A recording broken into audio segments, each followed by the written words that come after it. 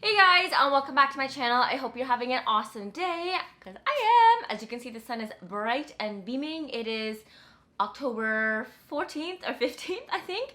So that means it's going to be a nice day outside, and usually this time of the year is quite chilly. I'm joined here with Kobe, who decided wanted to be by my side for this video. And if you guys didn't already read the title, the video today is going to be an updated houseplant tour for fall 2019.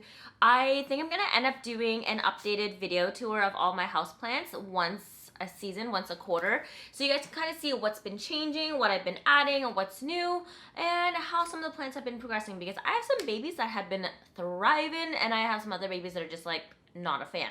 So let's just jump right into it and see what the plants are now. So yeah, we're here for my fall 2019 houseplant tour. I guess that's what you call it, houseplant tour? Yeah.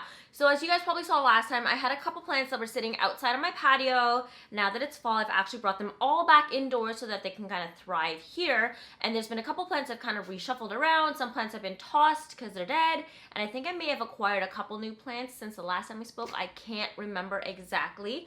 But what I'm going to do is I'm going to walk you guys through each vignette in my place, similar to last time, talk about each of the plant, their health, what has changed, what's grown. And some of my babies I'm pretty proud of because they've grown quite a bit and they're looking beautiful. And then there's other ones I'm just like, what's wrong with you? I couldn't care less anymore. But you guys seem to really like the video last time, so I'm really glad that you guys enjoyed it, because as you guys can probably tell, I have a secret love for plants. I haven't really advertised much of it on my socials besides my Instagram stories. I don't really take pictures of my plants to post them, only because some of them are quite babies at the moment and I want them to get a little bit bigger before I post them online. But you guys get a sneak peek of the whole situation right now, and I hope you guys enjoy it. So let's go. Jumping right into it, as you guys know, I have this little windowsill over here where I currently have a couple of plants you guys are probably familiar with from last time. As you can see, my clementine plant is not really doing well. She's not thriving, to say the least. I don't know what happened to her. I guess I missed a watering like a day or two late, and she decided to commit suicide on me. As you can see, all the leaves are wrinkled up. Not very happy about that. There's a couple leaves that are still thriving. I also don't know why these leaves have decided to go yellow on me. I'm going to try to see if I can capture that for you guys. See how they're yellowing so hard right now? Not sure why. So I'm not too sure if she's going to last the winter. Chances are this is going to be the last year I'll get to keep her. I've had her for about 2 years and she was doing really well and growing really quick. And then in the past year, she really kind of just like slowed down and stopped completely. So I think that's going to be the last season that I get her before she goes bye-bye. And then I'll have to acquire a brand new one from Valley View. I may actually switch out and get a lemon plant instead, just because I feel like that's more practical. You can't actually eat these ones. These are clementines, I think they're called. And they're actually really sour when you try to eat them. As you can see, these guys are like all wrinkled up now because it's drying. So I haven't really bothered to water it more since I know she's probably going to die, but yeah, that's the situation on that plant. Over here, there's an empty one because she's currently being watered, and I'll show you her in a second. This is my second pink princess philodendron. Growing a new leaf right now. I'm pretty impressed by it, considering the fact that it's fall, and most of my plants are kind of slowing down their growth process, but I'm excited to see what color this leaf is going to be when it comes out. We also had a slight like mold situation going on in the soil. I can't really capture it because it's really hard to show you guys, but Rosa said that it might actually be the soil that came with the plant when I first bought it from the nursery, so I'm going to have to repot her before winter comes. I'm not the biggest fan of repotting them before spring, summer, just because I know that really disrupts the root systems, but for the sake of the plant health, gonna have to do that. And then over here is my transcendencia. I don't know the full scientific name for it, guys, sorry, but she's this beautiful pink beauty. She's been thriving, and I haven't really given her much care, to be honest, besides just putting her in direct sunlight and giving her some water every week or two. I'm gonna slow down the watering process just because it's winter time now and I don't want her to drown in the water. But she's been loving it so far, so I don't know. She's going to keep growing. I think she's kind of slowed down for the winter time as well, so I'm going to just leave her there and water her whenever need be, because I haven't really seen much new leaf growth beyond some of the leaves getting existentially like way too long. So that's the current corner here, and let me just jump into this plant before I show you the outside situation. So I just put her back because she was being watered at the moment, but this was my Hoya compacta. She had a really bad mealybugs infestation a couple months back. I only noticed it when she started shriveling up really hard and I started seeing like huge white bugs on her. Mealybugs are really hard to combat because they're really small when they first start out and then they get massive by the time it's too late. So I've been keeping a really vigilant eye on her, making sure that every time I see any sort of sign of shriveling that I'm checking for bugs, which is essentially once a week.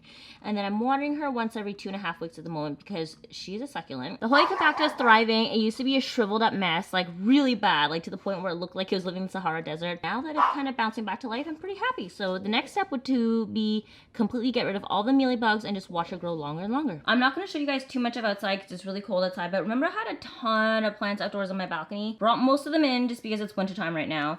The only ones that are left outside at the moment, besides Kobe's pea pads, sorry you guys have to see that, is the Pothos Enjoy, which got overrun by mealybugs, and that one was way too late, so I'm just letting it slowly kill itself in the cold. And then one of its little offspring over there, it's just like a solid green one. That one is sitting outside. I have to bring her in the next few days because it's getting a little bit too cold, but she seems to be tolerating the cold right now, so it's not too bad. And then one of my favorite babies, the Thai Constellation Monstera, has grown a brand new leaf. So this one is a new one. Let me see if I can turn this around for you guys. Just came in, I believe, early last week. It just finished unfurling and opened up completely, and she is my pride and joy. Like, look at these speckles. How beautiful is this? And these fenestrations, just, they give me so much happiness. When I brought her in from the balcony, as you guys know, she was sitting on the balcony earlier in the summer. She actually had a small case of mealybugs. I think it may have jumped from some of the other plants, so I essentially had to wash her down completely and then check her like literally everywhere in the nooks and crannies for all the mealybugs to make sure she was fine. Now she's clean. There actually was sadly a mealybug that was close to where the leaf was budding out from the original one, which is that one in the back right there. And I was really concerned that that was actually going to damage this leaf, but luckily it came out perfectly fine, so I'm really happy. And just because she probably is my most expensive plant that I currently have in my collection, and she was a gift from Mel, so she's currently thriving. I've given her her own little pot, and she's been isolated to the side of my coffee table right here where she gets lots of sun and it's not close to any of the other plants. That way she can't infect them. And yeah, she's doing really well. Very happy for this one. So we're gonna quickly touch base on some of the other plants that I had outdoors on my balcony before.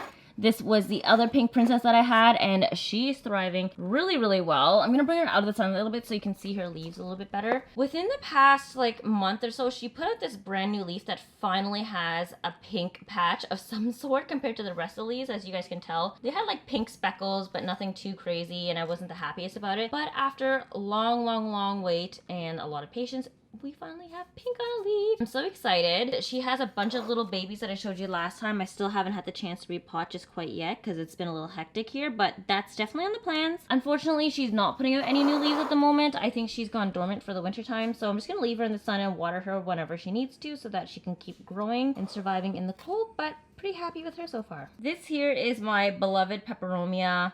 I think Obtusfolia variegata. For some reason, she's thriving in the sun. She's put out these inflorescence, which is this long stem here. And this is actually how peperomias put out flowers. They're like mini tiny florets inside these stems. It's really hard for me to show, so I'm not gonna be able to capture on here, but it just keeps growing and growing, and I don't know how, but I guess that means she's happy, because typically plants don't flower unless they're happy, and there's only one so far, so hopefully there's a couple more just to match, because it looks kind of weird that there's a single stem going on. But she was sitting outside in the sun for the longest time in the summertime, and I think that just made her really bloom and love the air and grow and flourish. And now she's back inside, and since she was a sun lover on my patio, I'm leaving her in more or less kind of direct sunlight right in front of my window so that she can continue to thrive in the winter time. Hopefully she's not too dormant, and I see a couple of new leaves growing as the winter progresses, but it seems like she has kind of slowed down a little bit besides the fact of putting out flowers in winter time. So we're now going to be moving on to this top shelf right here. As you guys can probably tell, there's been quite a change. I had a massive ivy here last time, I think I showed you, and it just completely died from spider mites, so it's gone now. I don't think I'm going to be getting an ivy anytime soon because I've acquired these two new plants which will vine slowly, and I did show you guys last time in my other video when I was propagating them in the water, and they've grown quite a bit. So let's start off with the golden pothos. So this is not a marble queen, which I thought it was actually originally, and I'm kind of sad because I still want a marble queen, but it is a golden because the white speckles are a little bit more yellow than they are white on a marble queen. In the meantime, since I last showed you guys, she's grown 1, 2, 3, 4 new leaves. leaves. The cutting has like really taken off and thriving, so I'm quite happy with that situation. Over here is my Monstera Adansonii. She's not doing too well. The leaves aren't growing in the best, and I'm not too sure if she's gonna survive through the winter time, even though I've chopped off some of the old leaves. So we may have to do a little bit of garbage with this guy and just get rid of him so that the rest of the plant can thrive. There's a couple stems here I'm gonna have to get rid of. That one's completely died. And then up here is my rubber fig, one of my very first plants that I ever got. You guys are probably familiar with her. I love her to death. For some reason, this year she's just completely slowed down in growth. I don't know what's going on. I think it's time to repot because these two stems might be a little bit much for this giant white base here. So I'm gonna have to move her out come springtime and give her two separate pots so that each stem can have its own space to grow happily. But I've been loving her and I really don't want her to die because it's my very first plant that I ever got. Cacti here is just always thriving for some reason. I don't really do much to him. He just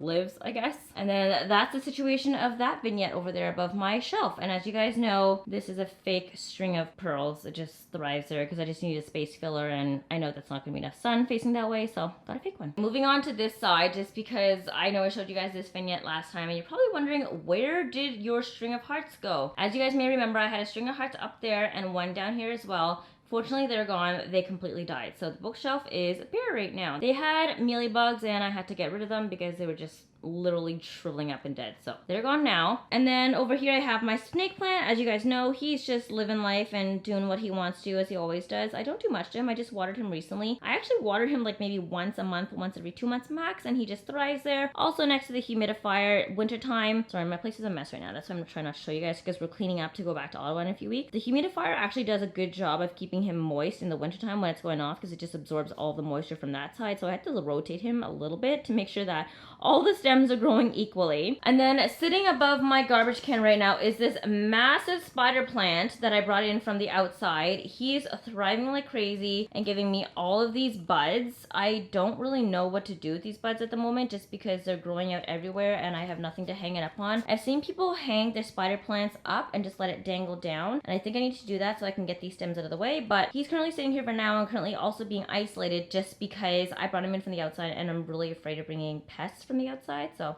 just sitting here until I can figure out what's going on, but thriving. All right, so this is a brand new vignette that I don't think I've shown you guys yet. We got a console table recently and I moved my Calathea ornata out to here so that she could get a little bit more shade but still have enough sun. And I think it just really brings together this whole vignette because there was no greenery here before. It was all just brown, black, and white. So now she sits out here in her beautiful pot. She's been loving it. I mean, the leaves have been shifting to accommodate the sun direction that it grows in. But at the same time, a lot of the bigger leaves at the base here have been getting like really massive. So I'm kind of happy about that. And I think she's just happy in this spot. So we're going to leave her here for now. We are now moving into the bedroom vignette. This is the area right beside the bed. And my side table is messy because I did not clean it up for this video. I want to show you guys as organic as possible what this place looks like when we're here on an everyday basis. So we'll start off with the top over here. This is my regular Monstera and I'm so happy with her. I'm not going to turn her too much, but if you guys can see this new leaf right here, she just grew in recently and I'm so happy with her. I know it's not as many fenestrations as one of the older leaves. I had like 5. This one only has 2,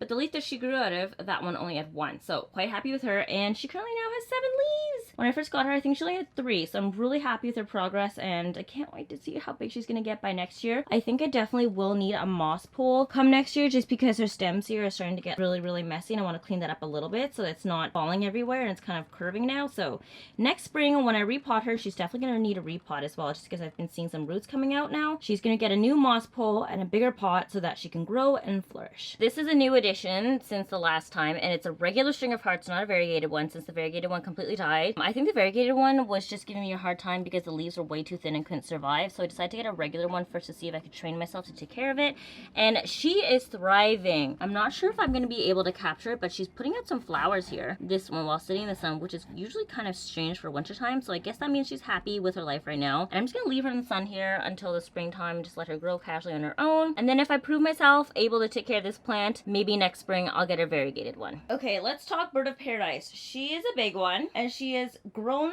quite a bit since the last time I showed you guys. I think when I showed you the last video video. She only really had a couple of leaves that were starting to unfurl, and there have been 2 brand new leaves that have completely unfurled, so let's zoom in on that. This biggie right here is completely unfurled, and it's growing nice and tall. It is finally taller than its sister that I came out of, so I'm really happy about that one. But for some reason, this guy right here, this little one that I'm pointing at, was supposed to unfurl and grow really tall. As you can see, the one that it's growing out of is this one, and it's supposed to be growing taller than that, but for some reason the stem just kind of like stunted and stopped there, so I'm not really sure what's going on. It's grown a little bit, like a tiny bit, but I did notice that one of the leaves to the side here looks to be infected, so I'm going to chop her off soon, and hopefully this will prevent this leaf from not being able to grow. It'll be able to grow nice and tall. Moving on next to my variegated rubber fig. This one is one of my other pride and joys. It is so pretty. I'm just so obsessed with all of the pink foliage that it puts out constantly, and it seems to be really happy sitting in front of the sun here, so I just leave her there, and she's been putting out a couple new leaves recently. I think this was a new one that just came out last month. I'm waiting for another one to come out on this side just because it looks like there's a new one that's going to be coming out of that one soon. The leaves are so pretty and I love it. If I could, I would have a collection of all pink plants. This is my other spider. As you guys know, she's not thriving as well as the other one, but she has been putting out a lot of leaves recently and kind of growing extremely big, so I have to figure out what to do with her as well. What do you guys do with spiders? The issue is that not only do they grow tall, but they grow bushy and big, so I don't know where to put them. That's my biggest problem, but she's doing really well and I'm really happy with her. And then over here is my fiddle leaf fig tree, my baby one that I acquired. As you guys know, the other one died, so I got a little baby one to take care of so I can grow it from scratch. Well, not